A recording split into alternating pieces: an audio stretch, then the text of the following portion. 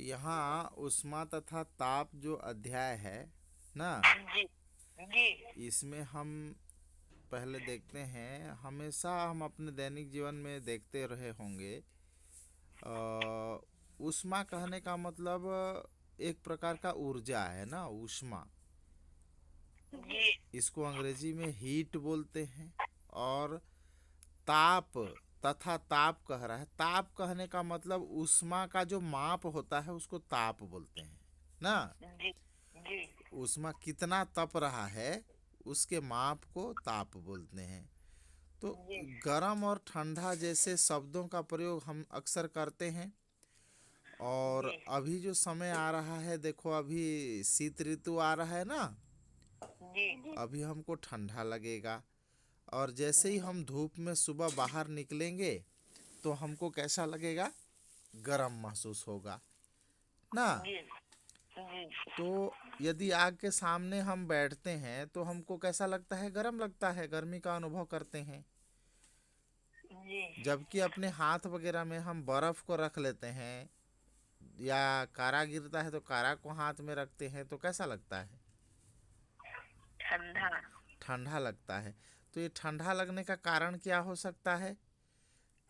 चूंकि बर्फ का तापमान क्या है, बर्फ बर्फ में भी एक एक मात्रा का एक निश्चित तापमान का ताप उसमें भी है ना। अब कहोगे बर्फ में कैसे ताप है, बहुत मतलब आश्चर्यजनक वाली बात हो जा रही है ना। जी चूंकि ऊष्मा का जो मापन है या ऊष्मा का जो मात्रा है उसको हम कैसे नापते हैं, गणित में अक्सर हम लोग पढ़ते हैं या आप लोग पढ़ते हो, तो उसमें संख्या रेखा पढ़ते हो ना। जी तो जब संख्या रेखा पढ़ते हो तो एक बिंदु आता है शून्य, आता है कि नहीं। जी आता है। शून्य बिंदु आता है, उसके बाद ऋणात्मक, उस शून्य के लेफ्ट हैंड साइड यानी कि बाईं तरफ ऋण एक, ऋण दो, ऋण तीन, ऋण चार करके लिखते हैं कि नहीं। लिखते हैं। और आगे जा कर के शून्य से आगे की ओर धन एक, धन को लिखते नहीं हैं, लेकिन धन एक, धन दो, धन तीन, मतलब धनात्मक। ये तो खिड़खिड़ में तो धनात्मक दिशा की ओर, मतलब दाहिनी ओर हम एक दो तीन चार लिखते हैं ना।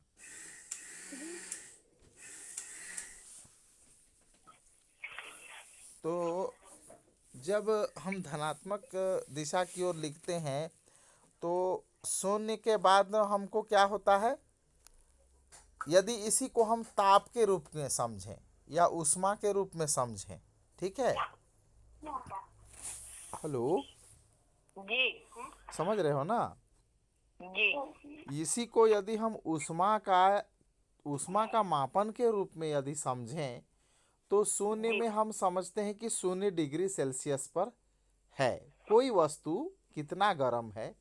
मान लीजिए 0 सेल्सियस पर बर्फ जो है, बर्फ के रूप में पानी का ही एक अवस्था है बर्फ। हेलो, जी आपस में बात कर रहे हैं।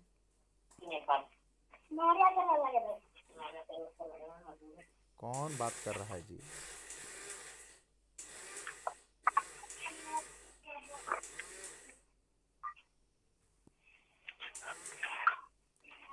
हेलो।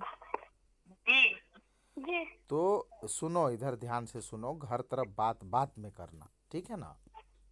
जी जगेश्वर, जी हो थोड़ा सेपरेट, थोड़ा दूर में बैठो ताकि डिस्टरबेंस ना हो। मैं जो बता रहा हूँ बात को समझोगे तब ना मेरे बताने का कोई मतलब होगा, नहीं तो कोई मतलब नहीं होगा। आप घर में बात करते रहोगे, मैं इधर बता रहूँगा, बताते रहूँगा, निकल जाऊँगा, फिर आगे पाठ पीछे सपाट है। तो मैं ये बता रहा था, संख्या जी रेखा में शून्य का स्थिति हम यहाँ पर ऐसा मानते हैं कि यदि बर्फ क्या है, पानी से बना होता है। जी जब बर्फ को हम शून्यांश ताप पर रखते हैं तो वो क्या बन जाता है, पानी बर्फ बन जाता है। जी यानी कि ठोस अवस्था में आने लगता है, ठोस अवस्था में शुरू हो जाता है ना।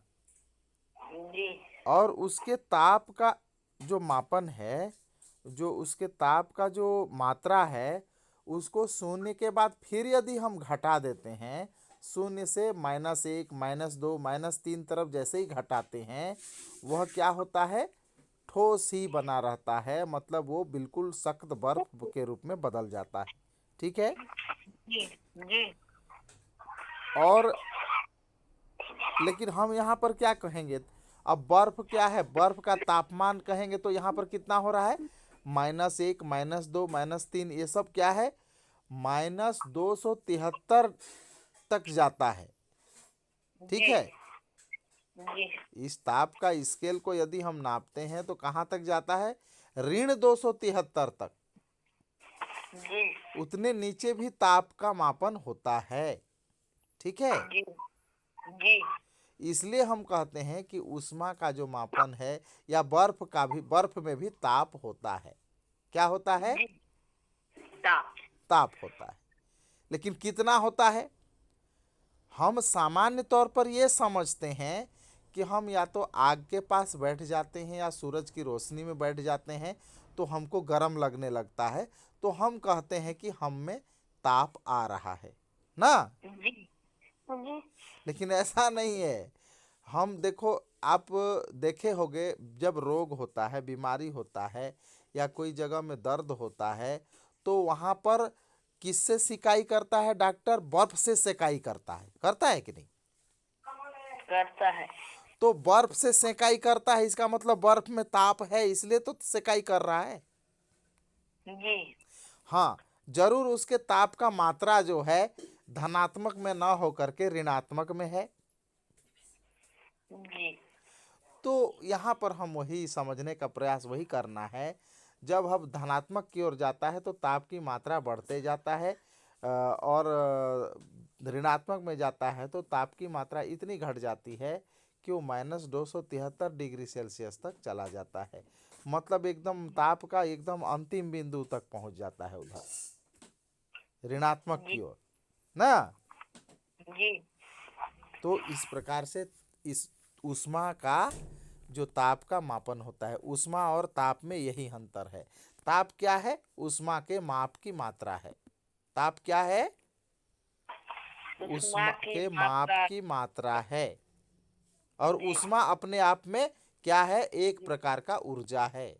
ऊष्मा क्या है, अपने आप में एक प्रकार का ऊर्जा है। ठीक है ना।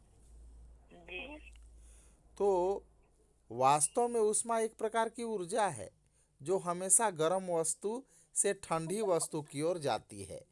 मतलब ऊष्मा किधर जाता है, एक वस्तु गर्म होता है, गर्म से लेकर ठंडी की ओर जाता है। लोहार के पास जब हम लोहा को ले जाते हैं, गर्म करता है, जिधर धार बनाता है उधर अधिक गर्म करता है। कुछ समय के पश्चात हम देखते हैं कि हमारा जो हैंडल है हाथ के तरफ, ऊष्मा बढ़ने लगता है, क्योंकि उधर ठंडा होता है। जी ये सब अनुभव हम अपने जीवन में पहले से पूर्वानुभव के रूप में कर चुके हैं।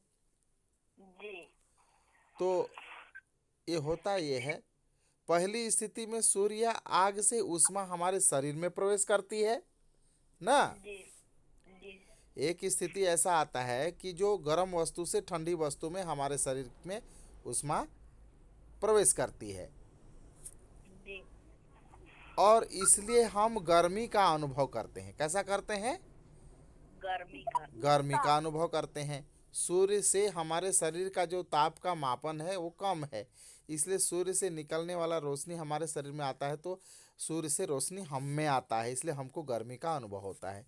जबकि दूसरी स्थिति में हम देखते हैं, जैसे बर्फ़ हमारे हाथ में रखी हुई है, तो क्या होता है बताओ, यहाँ पर हम ठंडा का महसूस क्यों करते हैं, क्योंकि हमारे शरीर का जो ताप है ना, जी जी वो कहाँ चला जाता है, उस बर्फ में चला जाता है ना। जी जी जैसे ही हमारे शरीर का ताप बर्फ में चला जाता है, तो चूंकि हमारा हाथ गर्म है इसलिए बर्फ क्या हो जाता है, पिघलने लगता है। लेकिन हमको ठंडक महसूस इसलिए होता है क्योंकि हमारे शरीर का तापमान कम हो गया, जी घट गया। कहने का मतलब ऊष्मा का मात्रा घट गया, ऊर्जा में कमी आ गई, इसलिए हमको क्या होता है, ठंडा महसूस करते हैं हम ना। जी जी इस प्रकार से हम देखते हैं ऊर्जा का वह रूप जिसके प्रवाह के कारण हमें कोई वस्तु गर्म या ठंडी प्रतीत होती है, ऊष्मा कहलाती है। कोई वस्तु ठंडी प्रतीत होती है तो भी वहाँ पर ऊष्मा है, और कोई वस्तु गर्म प्रतीत होती है वहाँ पर भी ऊष्मा का ऊर्जा है। ठीक है। जी जी बस उस ऊष्मा का माप जिसको ताप कहते हैं, उसकी मात्रा अधिक या कम हो सकती है। जी क्लियर हुआ? जी समझ में आया ना? जी यहाँ पर देखो दिया है, ऊष्मा ऊर्जा का एक रूप है ना। जी दो हथेलियों को रगड़ने पर वे गर्म हो जाती हैं। अगर हम दोनों हाथ को रगड़ दें, ठीक है, जी तो थोड़ी देर में दोनों हाथ क्या हो जाएगा, गर्म हो जाएगा। जी तथा हथौड़े से लोहे को पीटने पर भी वह गर्म हो जाता है। होता है कि नहीं? होता है। तो वहां पर हम क्या लगा रहे हैं, शक्ति लगा रहे हैं कि नहीं, लगा रहे। बल लगा रहे हैं, ऊर्जा लगा रहे हैं। जी तो ऊर्जा का तो नियम ही है, एक नियम है ऊर्जा संरक्षण का नियम। इसमें क्या है, ऊर्जा जो है कभी उत्पन्न नहीं किया जा सकता है और नहीं ऊर्जा को नष्ट किया जा सकता है। माने कि जो प्रकृति में जितना ऊर्जा निहित है उतनी ऊर्जा हमेशा से बना रहेगा, और वह जो है कभी खत्म या नष्ट नहीं होगा, बल्कि एक रूप से दूसरे रूप में परिवर्तित होता चलता रहेगा ना। जी सूर्य से आने वाले प्रकाश ऊर्जा को हम क्या करते हैं, सोलर प्लेट में देख करके उसको हम रख लेते हैं, और सोलर से हम बिजली उत्पन्न करते हैं, और बिजली से फिर ऊष्मा उत्पन्न करते हैं, फिर ऊष्मा से फिर बिजली उत्पन्न करते हैं कि नहीं? करते हैं। इस प्रकार जो है ऊर्जा एक रूप से दूसरे रूप, दूसरे रूप से तीसरे रूप, तीसरे से पहले, इस प्रकार से बदलते रहता है।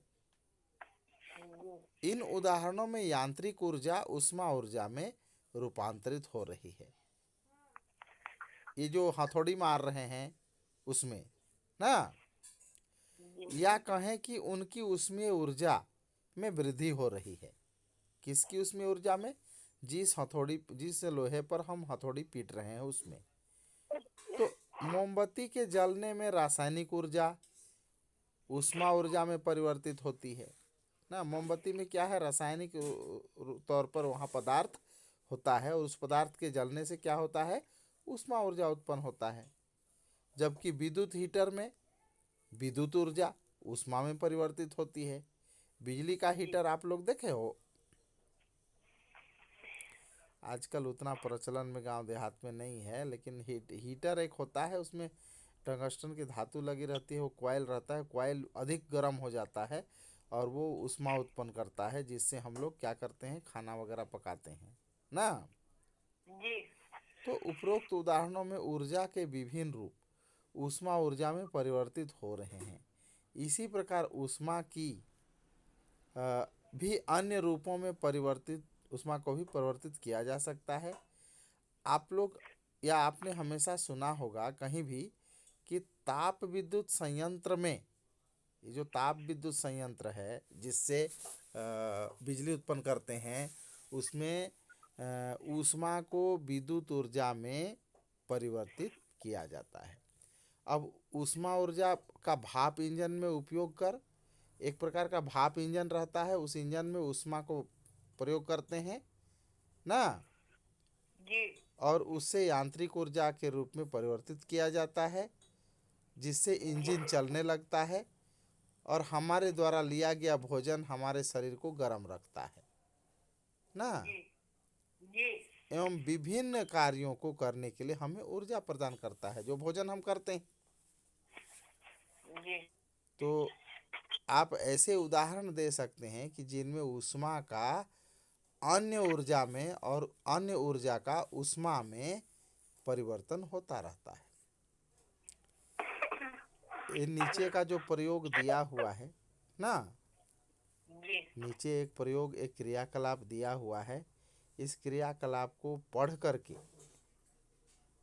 आप अभी आधा घंटा बैठ करके या खाना पीना खाने के बाद बैठ करके आधा घंटा इस पूरे क्रियाकलाप को पढ़ना। इसमें क्या है, 3 जगह पानी है, एक में गर्म पानी है, एक में ठंडा पानी है और एक में गुनगुना पानी है ना। जी और इसमें कैसे हाथ को लगाना है, कैसे रखना है, ये 3 जगह पानी रख करके वो ये प्रयोग को किया गया है। इस प्रयोग को समझने का प्रयास करना और अनुभव करना कि आप इस तरह यदि करो तो कैसा लगेगा, कैसा अनुभव करोगे। ठीक है ना। जी इस बात का चर्चा हम कल के क्लास में करेंगे। ठीक है। जी हाँ चलो ठीक है, अभी इसी को क्या करेंगे हम, वीडियो भी डाल देंगे। ठीक है ना। जी चलो धन्यवाद।